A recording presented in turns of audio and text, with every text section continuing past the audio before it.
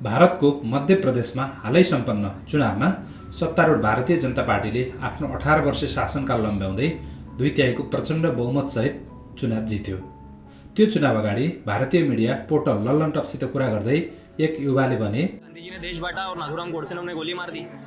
ठीक किया कि गलत किया? मेरे मुताबिक तो ठीक करा। ठीक किया। प्रार्थना सभा में बैठे एक निहत्थे व्यक्ति की छाती में गोलियां उतार देना ठीक है। समर्थक हूँ नाथूराम गोडसे की विचारधारा का भी और सोच का भी। निरन्तरको द्वेषको राजनीति र विषाक्त मिडिया इकोसिस्टमले आज भारतमा करोडौं यस्ता युवाहरू जन्माएको छ जसले गान्धीलाई खलनायक र उनका हत्यारा नाथूराम गोडसेलाई आदर्श मान्छ। आखिर मोहनदास करमचन्द गान्धी कसरी एक सन्त र राष्ट्रपिताबाट देशवासीहरूको घृणाका पात्र बने?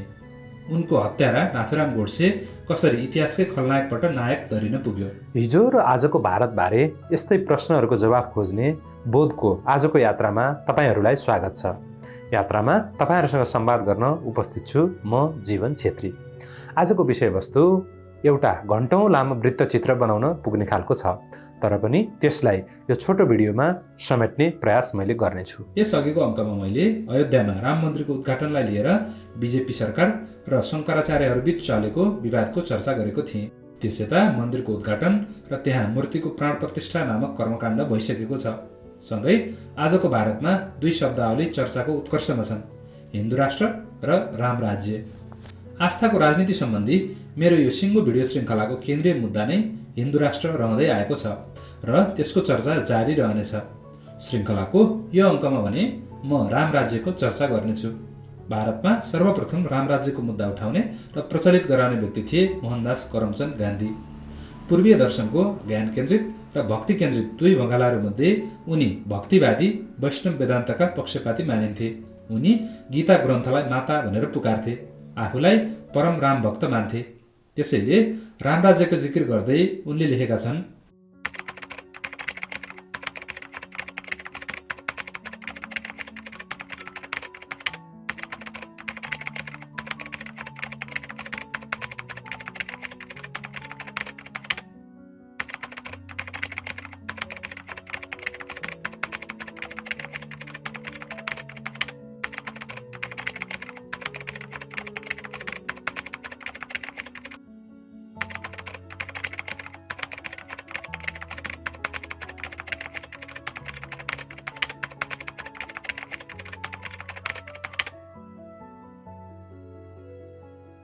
यति हरफरबाटै प्रष्ट हुन्छ गान्धीमा पूर्वमा विकसित भक्तिमार्गी वैष्णव वेदान्तको मात्र नभएर ज्ञान केन्द्रित अद्वैत वेदान्तको प्रभाव पनि गहिरो थियो। पछिल्ला आरोपमा जहाँ गान्धीले आत्मज्ञानको कुरा गर्छन्, ज्ञान केन्द्रित अद्वैत वेदान्तको चुरो नै त्यही हो। गान्धी चाहन्थे मानिसहरू भगवानको भक्ति मात्रै नगरून्, आत्मज्ञानको अभ्यास गरून्, आफैलाई चिनुन् र संसारमा व्याप्त विभेद र विभाजनको मिथ्या चरित्र देख्न सकुन्, सबै वर्ग, धर्म, जात र क्षेत्रका मानिसहरूलाई समान मान्न सकुन्। त्यसैले उनले तोकरै भनेका छन्, उनका लागि राम र रहिम एकै हुन्। रहिम भनेको इस्लाम धर्मावलम्बीहरूका भगवान अल्लाहको अर्को नाम हो। उसो त भाषण गर्न वा आत्मकथामा यस्ता हरफ लेख्न केही कठिन छैन। संसारमा दैनिक रूपमा आत्मप्रशंसाले भरिएका कैयौँ त्यस्ता किताबहरू निस्किने गर्छन्। तर गान्धी विभाजन अगाडिको भारतमा एक्ला यस्ता व्यक्ति थिए जसले सत्याग्रहको भरमा साम्प्रदायिक हिंसाको ज्वाला दन्किरहेको सहरमा गएर त्यो हिंसा रोक्ने नैतिक तागत राख्थे। उनको दुर्बल शरीर भोकै बस्यो भनेपछि अर्को समुदायतिर तरबार उज्याइरहेका मानिसहरू समेत तरबार रोकेर शान्त भएर बस्थे। भारत त के, संसारमै त्यस्तो दोस्रो व्यक्ति भेट्न कठिन छ। उनको हत्या हुनुभन्दा अघिको सत्याग्रहमा उनको अनसन स्थल बाहिर मानिसहरूले गान्धीको मर्ने दो भन्ने नारा लगाए, उनीतिर फर्केर ढुङ्गा हाने। उनीहरूको आरोप थियो गान्धी मुसलमानहरूप्रति धेरै नरम भए र सहानुभूति देखाए। तर पनि गान्धीले मानिसहरूलाई धर्मका आधारमा विभाजन गर्न र उनीहरूप्रति भेदभाव गर्न अस्वीकार गरे। दुवैतर्फबाट भएको हिंसाको निन्दा गरिरहे। आफ्नै सम्प्रदायका मानिसहरूले ज्यानको धम्की दिँदा पनि रक्तपात रोक्न आफ्नो ज्यान दाउमा लगाउने गान्धीको दृढता कम भएन। दिल्लीमा गान्धीको मर्ने दो भन्ने नारा लागे लगत्तै भारतवर्षभरि सबैभन्दा भीषण रक्तपात भइरहेका ठाउँहरूमध्ये एक पन्जाबमा गएर सत्याग्रह गर्ने र त्यहाँ अन्धाधुन्ध चलिरहेको हिंसा रोक्ने उनको योजना थियो। तर गोडसेले छातीमा गोली दागिदिएर गान्धीको प्राण पखेरु उडाइदियो र गान्धीका सत्याग्रहहरूमा पूर्णविराम लाग्यो। गान्धीको हत्या र गोडसे सांस्कृतिक सङ्गठन बनिने राष्ट्रिय स्वयंसेवक सङ्घ र हिन्दू महासभाको सदस्य थियो। भलै आरएसएस वा हिन्दू महासभाको आधिकारिक निर्णयबाट गान्धीको हत्या भएको थिएन। तर पनि गोडसेको गान्धीप्रतिको हिंस्रक भावना आरएसएस र हिन्दू महासभाबाट पालित र पोषित थियो। गान्धी हत्याका बेला आरएसएसका प्रमुख या सरसञ्चालक एमएस गोलवालकर थिए। सुरुको भिडियोमा मध्य प्रदेशका युवाहरू भन्छन्, हामी गोलवालकरका शिष्य हौँ, गोडसेका भक्त हौँ। अनि उनीहरूले महात्मा गान्धी र सन् 2008को मुम्बई आतंककारी हमलाका एक 21 वर्षीय हमलाकारी अजमल कसाब बीच कुनै भिन्नता देख्दैनन्। हत्या गलत है, पर ऐसी गोली आखिर कसाब पे भी चले तो विरोधी हम उसके साथ गांधी और कसाब एक जैसे हैं। पर दोनों देश टुकड़े कर रहे थे, तो कसाब ने वहां से आके देश वालों को मारा। जसले उक्त हमलाका बेला अर्को एक आतंककारीसित मिलेर 72 जनाको हत्या गरेको थियो र जसलाई सन् 2012मा झुन्ड्याएर फाँसीको सजाय दिएको थियो। ती युवाहरूका अनुसार गान्धी पनि त्यस्तै सजायका लायक थिए। तर आजको भारतमा त्यस्तो मत राख्ने ती युवाहरू एक्ला छैनन्। भारतका सत्तारूढ दलका प्रज्ञा ठाकुर र गिरिराज सिंह जस्ता नेताहरूले खुलेरै गोडसेको बचाउ गरेका छन्, त्यो पनि बारम्बार। नाथूराम गोडसे देशभक्त थे, हैं और रहेंगे। ऐसा बोलने उनको आतंकवादी कहने वाले लोग स्वयं के गिरेबान में झांक के देखें। अब की चुनाव में ऐसे लोगों को जवाब दे दिया जाएगा। त्यस्तै जवाहरलाल विश्वविद्यालय जस्तो प्रतिष्ठित संस्थाको नेतृत्वका लागि मोदी सरकारले पत्याएकी हालकी उपकुलपति शान्तिश्री धुलीपुडी पण्डितले समेत त्यसो गर्न भ्याइसकेकी छन्। यो सब्सक्राइब गर्ने ब्रेक हो। कृपया यो च्यानललाई सब्सक्राइब गर्नुहोला र यो भिडियोलाई लाइक गर्नुहोला। यदि त्यसो गर्नु भएन भने तपाईँलाई बोध वार्तामा प्रचलित कानुनअनुसार गैर जिम्मेवार ठहराइनेछ। आखिर तीव्र रूपमा फस्टाइरहेको कथित व्हाट्सएप युनिभर्सिटीबाट प्रशिक्षित करोडौँ भारतीयहरू आज कसरी यस्तो मनस्थितिमा पुगे? कसैसित भिन्न मत वा आस्था भयो भने उसलाई गोली दागिदिनु भन्ने हिंस्रक मनोवृत्तिले कसरी यस्तो फराकिलो स्वीकृति पायो? भारतमा नरेन्द्र मोदीको सरकार र उसको आइटी सेलले आज किन गान्धीलाई खलनायक र गोडसेलाई नायक बनाउन यति धेरै मेहनत गरिरहेको छ? यी प्रश्नको जवाब खोज्न भने हामीले फेरि एकपल्ट गान्धीको रामराज्यको कल्पना कस्तो थियो भन्नेमै फर्कनुपर्छ।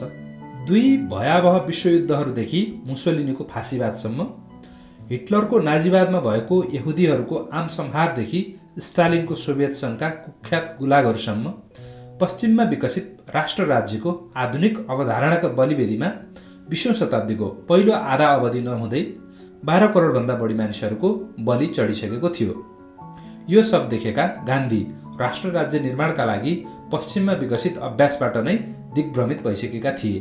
ठुला र बलिया राज्यले आणविक लगायत शक्तिशाली हतियार राख्दैमा आम नागरिक सुरक्षित हुन्छन् भन्ने उनलाई पत्यार थिएन।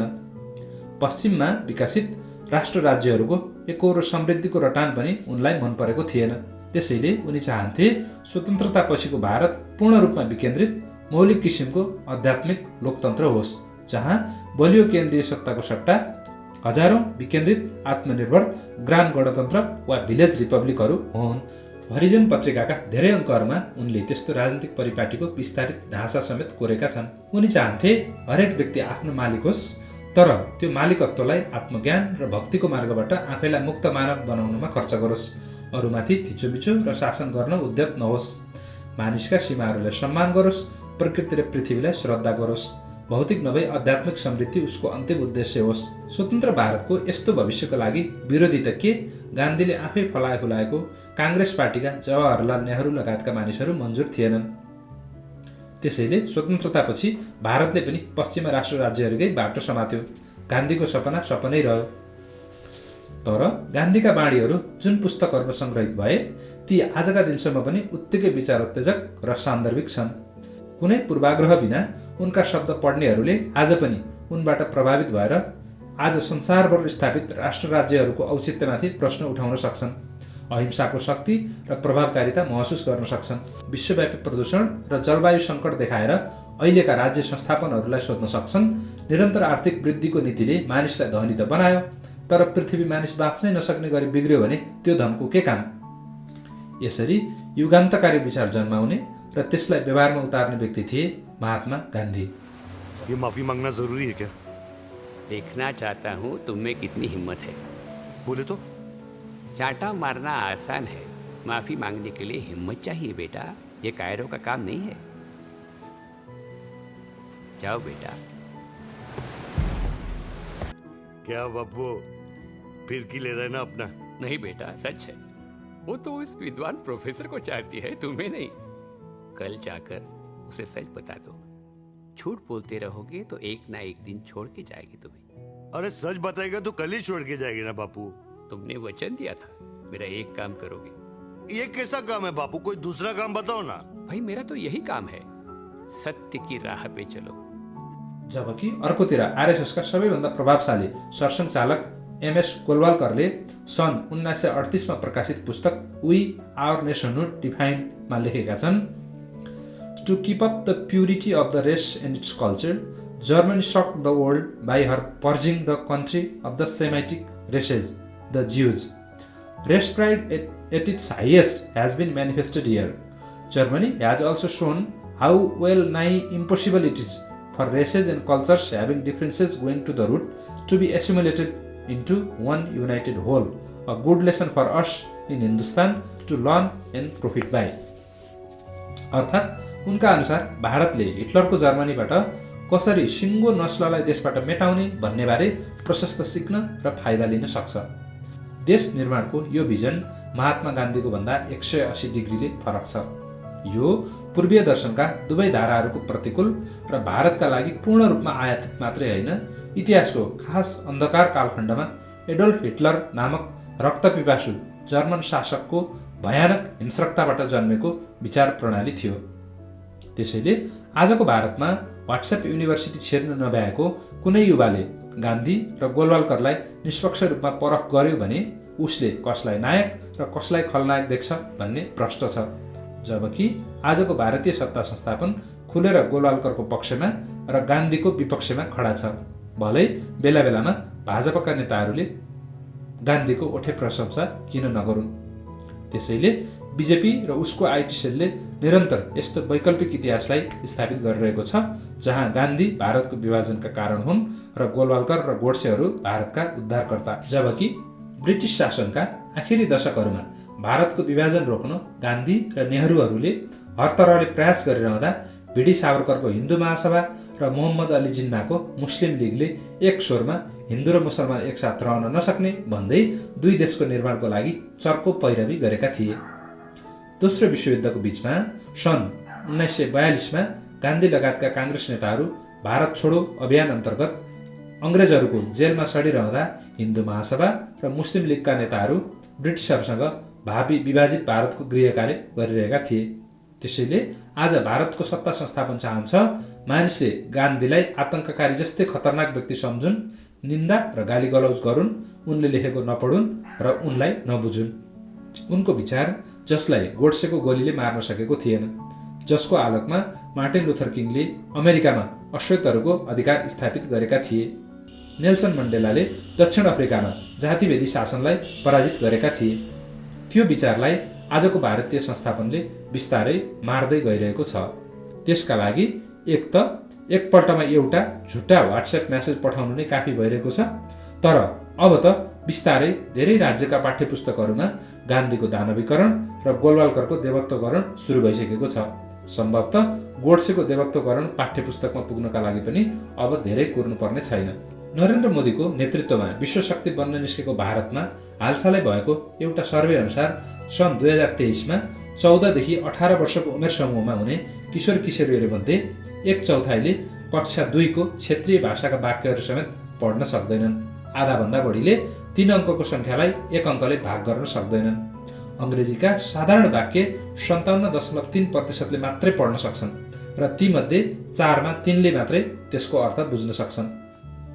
यस्ता बालबालिकाले जब 24 घण्टा गान्धीको निन्दा र गोडसेको देवत्वकरण गरिएका विषाक्त सामग्रीहरू हेर्छन् र सुन्छन्, तिनले तिनै सामग्रीको झुटा कुराहरूलाई साँचो सम्झनु अनौठो होइन। यो अवस्थामा अयोध्यामा राम मन्दिर उद्घाटन भएसँगै अबको भारत महात्मा गान्धीको कल्पनाको रामराज्य बन्ला वा गोलवालकरको कल्पनाको जस्तो एउटा शुद्ध नस्लको राज्य। दक्षिण एसियामा चलिरहेको आस्थाको राजनीति सम्बन्धी मैले बनाइरहेको यो भिडियो श्रृङ्खलाको आगामी अङ्कमा म यिनी विषयमा चर्चा गर्नेछु। तबसम्म कृपया यो च्यानललाई सब्स्क्राइब गरिदिनु होला, यो भिडियोलाई लाइक, कमेन्ट र सेयर गरिदिनु होला। र यदि तपाईँले फेसबुकमा हाम्रो भिडियो हेर्दै हुनुहुन्छ भने हाम्रो युट्युब च्यानल बोध वार्तामा आएर सब्सक्राइब गरिदिनु होला र त्यहाँको भिडियोहरू हेरिदिनु होला। अब हामी अर्को भिडियोमा भेट्नेछौँ। तबसम्मको लागि धन्यवाद, नमस्ते।